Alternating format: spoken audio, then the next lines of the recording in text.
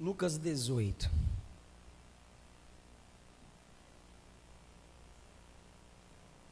A partir do versículo 1 está escrito assim: Jesus contou a seus discípulos uma parábola para mostrar-lhes que deviam orar sempre e nunca desanimar. Disse ele: havia numa cidade um juiz que não temia a Deus, nem se importava com as pessoas.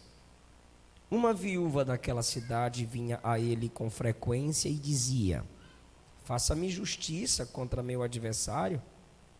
Por algum tempo, o juiz não lhe deu atenção, mas por fim disse a si mesmo: não temo a Deus e não me importo com as pessoas, mas essa viúva está me irritando. Vou fazer-lhe justiça, pois assim deixará de me importunar. Então o Senhor disse: aprendam uma lição com o juiz injusto. Acaso Deus não fará justiça a seus escolhidos que clamam a Ele dia e noite? Continuará a adiar a sua resposta? Eu afirmo que Ele lhes fará justiça, e rápido. Mas quando o Filho do Homem voltar, por acaso achará fé na terra? Diga misericórdia. Podeis assentar, queridos.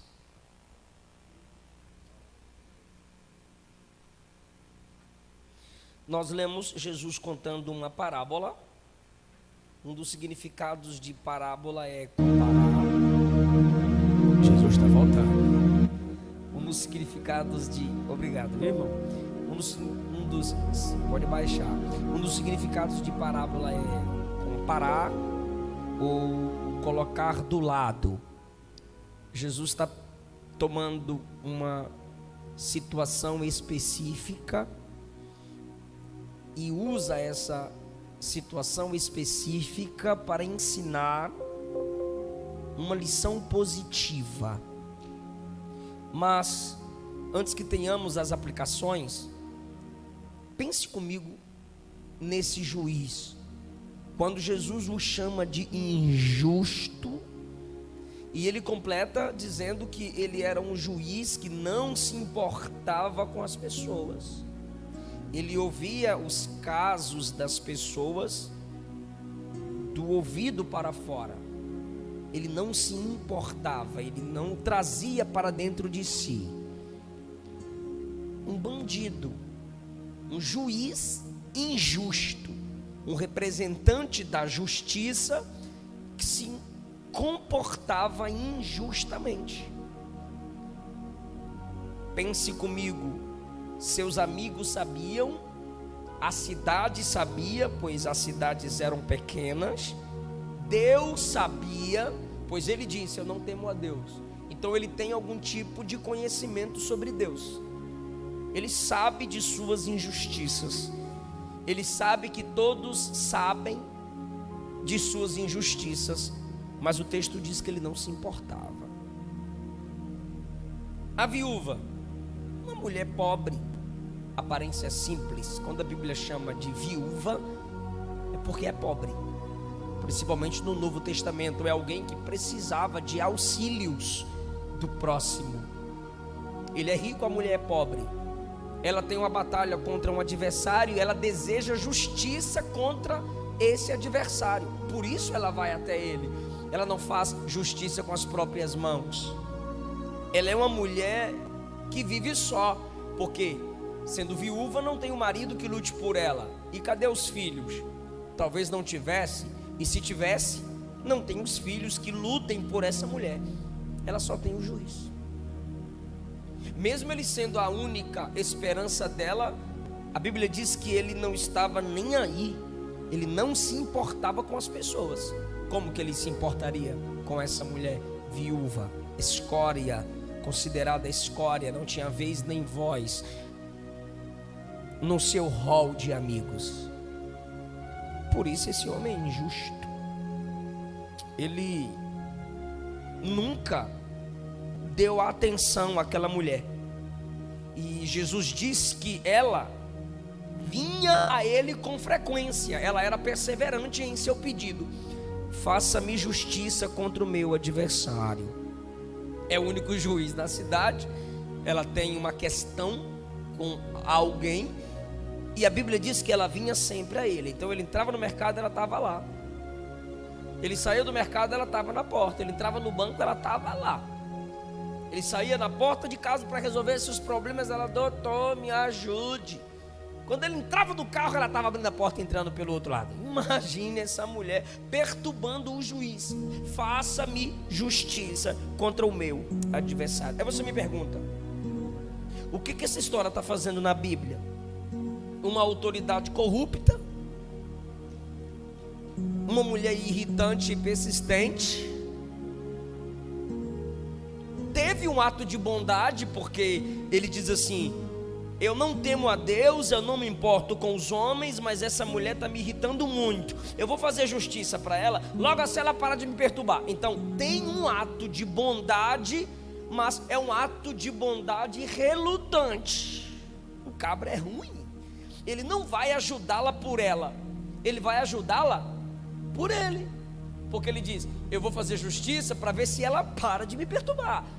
Eu não vou fazer justiça para dar paz a essa mulher, eu vou fazer justiça para que eu tenha paz. Interessante, se as pessoas soubessem, vamos falar a linguagem hebraísta, quem dera que as pessoas descobrissem que no ajudar os outros sentimos paz, em ser instrumentos de paz pacificamos a nossa alma. Mas quando ele diz isso, ele não está descobrindo essa verdade. Ele diz assim: eu vou atender essa mulher para que eu tenha paz, não para que ela tenha tranquilidade. Ou seja, é um ato de bondade relutante. Aí você me pergunta: por que essa história está na Bíblia? Só para mostrar autoridades corruptas? Não, a intenção do texto não é essa. Você pode usar o Salmo 58 e ler aí para autoridades corruptas, mas a intenção de Lucas 18 não é essa. Então a intenção do texto é mostrar que as mulheres, quando oram, são persistentes? Também não, porque Jesus conclui o texto perguntando se haverá fé na terra, não apenas mulheres com fé quando ele vier. Qual é a mensagem dessa história? Se não tem compaixão, não tem preocupação de uma pessoa para com a outra? Talvez você me pergunte: para que eu li esse texto? Óbvio, toda vez que você for assistir um pregador pregar, você tem que se perguntar: para que ele abriu nesse texto? Se ele não responder, tu pergunta para ele depois do culto: para que você abriu Gênesis e pregou Apocalipse? Tem que perguntar. Será Deus um juiz como este? Relutante? A resposta é não. O texto está aqui para dizer que Deus é um juiz relutante? Não. O texto está aqui para dizer que nós somos a viúva marginalizada? Também não. Por quê? Porque nós temos o costume de nos assemelharmos aos textos que lemos. Isso chama-se personalização. Nós nos personalizamos com o texto, colocamos a nossa pessoa lá no texto. Isso é bom no meio pentecostal, principalmente para a continuidade dos dons. Nós lemos o Novo Testamento e a gente lê aquilo e diz amém, como se falasse diretamente para nós, em nosso tempo, em nossa língua, em nossa cultura, conforme a nossa necessidade. Nem sempre é, mas é saudável você dizer amém. Pelo menos você está dizendo: eu creio no que está escrito, eu creio que aconteceu, e eu creio que Ele é o mesmo ontem, hoje, eternamente. Ele pode fazer novamente o que Ele fez. Alguém ainda crê assim na Bíblia? Eu creio assim, mas nem sempre tem a ver conosco. Por que eu estou dizendo isso? Porque essa não é uma parábola de comparação. Essa é uma parábola de contrastes. Então, pastor, por que Jesus colocou ao lado? Por que Jesus comparou? Porque Jesus comparou a situação de uma mulher com a situação de muitos crentes. Qual a situação? Perseverar em orar. Se você não ora, você precisa passar a orar. Se você ora, mas é fraco em orar, você precisa ser perseverante em orar. Então compare sua realidade com a insistência daquela mulher. Por isso que Jesus contou uma história de contrastes, para que você possa fazer uma comparação. Sua vida de oração contrastando com a vida de oração dela. Ela confia no juiz injusto. Você tem um juiz justo e você não ora ao justo, como aquela mulher orou com persistência a um juiz injusto. É uma história de contrastes. E quais são os contrastes desta história? Claro que há semelhanças, mas eu quero focar na intenção do texto, porque Jesus, ele termina a parábola com contrastes, não com comparação. Olha o que é que ele diz assim: aprendam uma lição com essa parábola. Acaso não fará Deus justiça aos seus escolhidos que clamam dia e noite? Continuará a demorar em responder? Eu afirmo que ele lhes fará justiça e rápido. O camarada lá enrolou, o camarada era injusto, o camarada fez pensando em si, Deus não. E Jesus está mandando você comparar o seu Deus com aquele juiz. Em primeiro lugar, vou fazer uma pergunta para vocês: o juiz era justo ou injusto? E o seu Deus é justo? Deus é justo, porque Jesus diz assim, ó: acaso não fará justiça o Deus de toda a terra?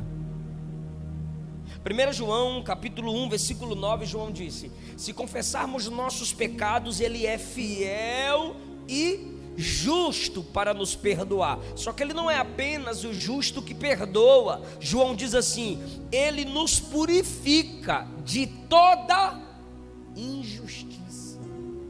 Ele é o Deus justo que justifica e tira de nós toda injustiça.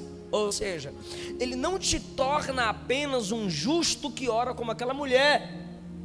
Quando Ele entra na sua vida, Ele evita, pela santificação, que você seja injusto, como aquele juiz. Ele é justo.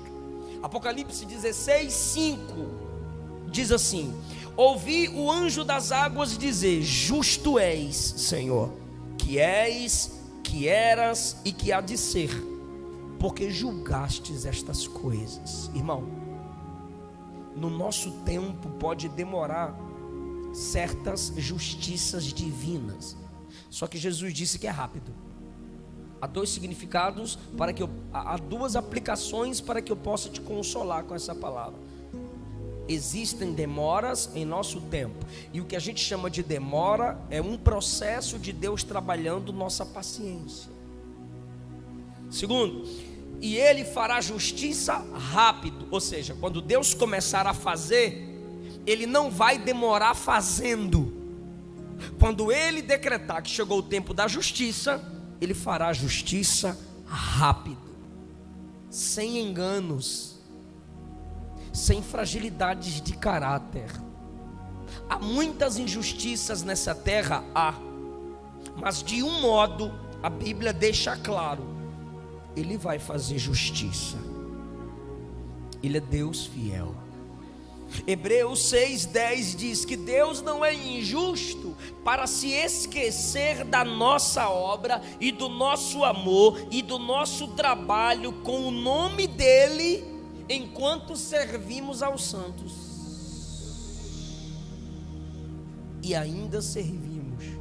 Deus não é injusto para se esquecer do nosso amor, do nosso trabalho em prol do nome dEle, enquanto servimos aos nossos irmãos. O que o texto está dizendo é: Deus não é ingrato, Ele não é injusto.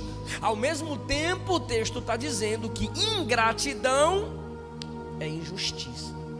Se Deus não é injusto porque não é ingrato, logo quem é ingrato também é injusto.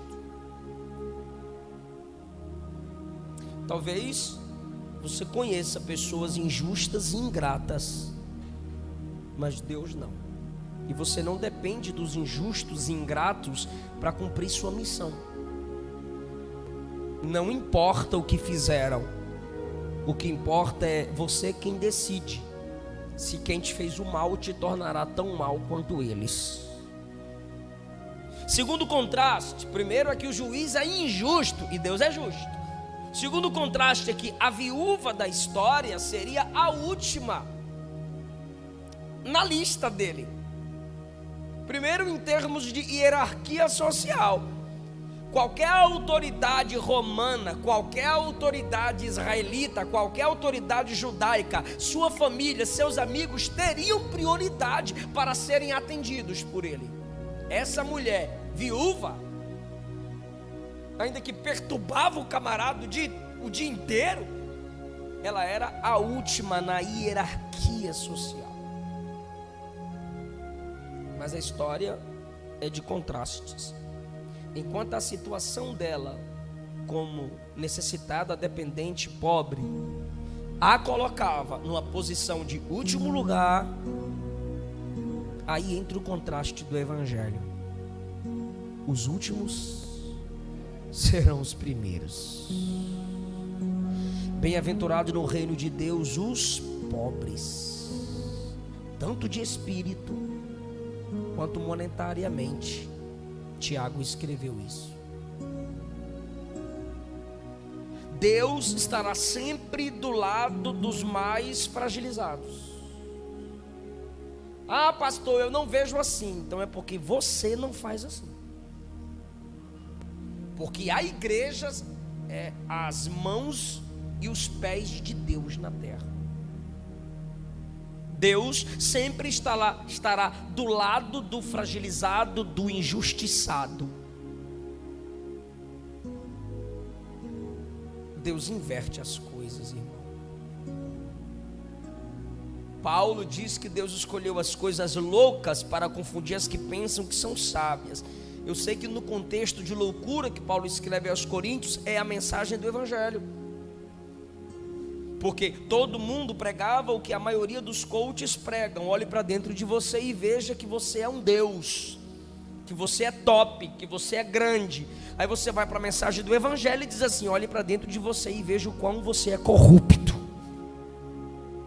Isso é loucura.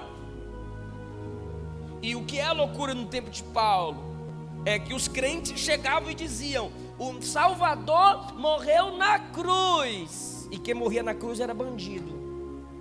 Quem morria na cruz era maldito. Aí o ouvinte dizia: tu tem problema. Como que tu dizes que o Salvador do mundo, para te salvar, morreu numa cruz? Crucificado. Se fosse hoje, kkkkkkkkkkkk. Pode isso, Arnaldo? Aí Paulo diz: e essa mensagem que para eles é loucura, é o poder de Deus para a salvação de todo aquele que crê. Não era a mensagem que era injustiçada, não era a mensagem do evangelho que era escanteada, desprezada. Deus pega essa mensagem louca e transforma na mensagem principal para a salvação do mundo. Foi o cristianismo que deu vez e voz às mulheres. Foi o cristianismo que fundou escolas públicas. Foi o cristianismo que lutou contra a segregação, principalmente através do pentecostalismo. Foi o cristianismo que lutou pela liberdade dos escravos. Aí você entra na escola comunista hoje, o professorzinho quer bater em Jesus, quer bater no cristianismo através do ateísmo. Ainda diz: aqui não prega religião. Se aqui não prega religião, ateísmo é religião. Se tu fala de ateísmo, eu vou falar de cristianismo. Cristianismo, a mensagem louca para os homens, é a mensagem da nossa salvação. Quando eu digo cristianismo, eu estou além da religião. Estou falando da mensagem do reino. Pela prática de vida que somos chamados de cristãos. Então, aquilo que fica por último, na visão de Deus, as coisas são invertidas. Como nós costumamos colocar as coisas de Deus por último, Jesus diz: busca primeiro o meu reino. Lá fora, o grande se sobrepõe aos outros para provar que é grande. Aqui, Jesus disse, na mensagem que pregamos quarta passada: quem quiser ter seus talentos reconhecidos, Mateus 20, precisa ser o servo de todos. Na obra de Deus as coisas invertem. Olha a música cantada aqui. Eu não era escolha de ninguém, improvável, mas escolhido. incapaz, mas vencedor. Alguém está entendendo essa palavra? É assim no reino de Deus. Quando estou fraco, é aí que eu estou forte. É uma história, é uma parábola de contrastes. O juiz era injusto, me ajuda, mas Deus é.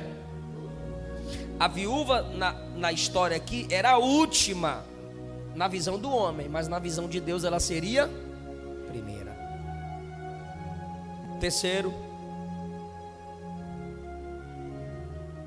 e penúltimo, quer dizer, último ou penúltimo lugar, vou ver aqui. Ela não tinha a quem recorrer. Por isso ela tinha que pedir ajuda para um homem injusto. Irmão, se você sabe que tem uma pessoa injusta e você precisa de uma solução de justiça, e ali tem uma pessoa justa, responde: a quem você vai procurar? O injusto ou o justo? Ela não tinha a quem recorrer, por isso que ela buscava o injusto. Ela não tinha a quem recorrer para lutar por justiça. E como essa é uma história de contrastes, ela não tinha a quem recorrer. Então você não é aquela viúva. Por quê? Porque ela não tinha a quem recorrer. Você tem. Você é filha do rei. Você é filho do rei. Aquele juiz não queria ouvir a voz dela. Olha o que ele diz: eu vou responder logo essa mulher para ver se ela para de perturbar minha cabeça. Mas Deus não. Às vezes Deus demora de te responder só para te ouvir orar mais, só para te ver diante dele. Quem está entendendo isso? Às vezes Deus demora de se manifestar. Sabe para quê? Só para ver você procurá-lo. Você já brincou com sua filha, você já brincou com seu filho. Achou. Aí quando ele está sorrindo, quando ela está sorrindo que achou, você se esconde de novo. Você não se esconde pelo prazer de ficar escondido. Você se esconde pelo prazer de ver a criança te procurar. Assim é Deus. Aleluia. Aleluia. Ele já tinha ressuscitado em João 20. E Maria Madalena está lá. Anjo, tu viu ele? O anjo disse: por que procuro vivo entre os mortos? Ele já tinha ressuscitado. Aí ela vai no jardineiro: o senhor viu ele? Aí ele: Maria. Fala para mim, cadê ele? Maria, sou eu. E por que não se manifestou logo? Eu só queria ver tu me buscando, Maria. Se eu sou prioridade na sua vida, se você não tinha medo de estar num túmulo, num ambiente de morte. Lembra de Marta e Maria? Lázaro estava morto, João 11, e Jesus sabia que ele estava morto. Jesus até disse antecipadamente para os discípulos: Lázaro morreu e eu vou ressuscitá-lo. Só que ele só foi no quarto dia. Marta nem deixa ele entrar em Betânia. Marta vai lá na porta da cidade. Se o Senhor tivesse aqui, o meu irmão não teria morrido. Fé no passado, teria morrido. Aí Jesus põe a fé no presente: teu irmão vai ressuscitar. Aí ela põe a fé para o futuro: eu sei que ele há de ressuscitar, mas é lá na ressurreição dos últimos dias. Tu pensa que Marta só trabalhava? Marta entendia de escatologia, irmão. Eu sei que ele vai ressuscitar na ressurreição dos últimos dias. Pelo menos Daniel 12 ela tinha lido. Aí Jesus diz: Marta, eu sou a ressurreição e a vida presente. E aquele que crê em mim, ainda que morra, viverá. Aí ele pergunta: você crê nisso? Ela vira as costas e diz: o mestre está te chamando, Maria. Aí Maria vem, cai de joelho, e a mesma oração: se o Senhor estivesse aqui, o meu irmão não teria morrido. Só que Maria fica de joelho e chora. Marta ficou em pé querendo discutir teologia. Jesus viu Maria de joelho e disse: eu vou ressuscitar o seu irmão. Demorou 4 dias,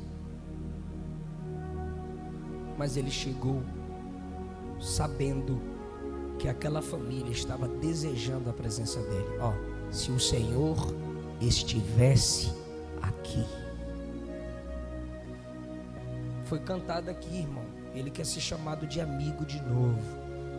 Ele quer ser prioridade de novo. Aquela mulher não tinha quem recorrer, você tem. Por isso Paulo escreveu Filipenses 4:6: não andem ansiosos por coisa alguma. Antes, por que Paulo coloca a palavra antes? Antes de ficar ansioso, antes de ficar chutando as coisas, xingando todo mundo. Antes de ficar ansioso, não ande ansioso por coisa alguma, mas antes, em tudo, apresentem a Deus as suas necessidades com oração, diálogo, conversa, dialoga, súplicas, peça com humildade. Tu não manda em nada, se humilha igual Maria, com ações de graças. Não é obrigado, aleluia, amém. Não, é ações de graças, é se comportar como quem está agradecendo, com ações de graças. E ele completa no 7: e o Deus de paz, e a paz de Cristo guardará os vossos sentimentos e o vosso coração. Aquela mulher foi atendida por um juiz injusto, porque perseverou em orar. E aqui eu vejo uma semelhança na parábola. Persevere em oração. Deus está alargando a sua fé, Deus está aprofundando as raízes da sua fé.